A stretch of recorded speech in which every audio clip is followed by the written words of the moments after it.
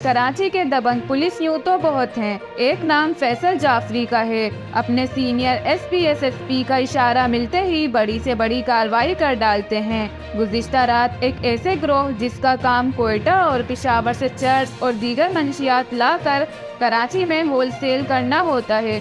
ये मंशियात फरोश किसी की जान लेने से भी दरीग नहीं करते, मगर दबंग एसएचओ फैसल जाफरी ने अपनी जान की परवाह किए बगैर इस मंशियात के अड्डे पर छापा मारा। इस कार्रवाई में फायरिंग के तबादले के दौरान 2-3 मुलजिम फरार हो गए।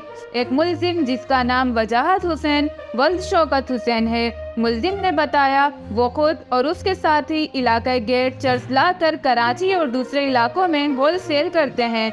दबंग एसएचओ ने दौरान तफ्तीश बहुत सी मालूमात हासिल कर ली हैं।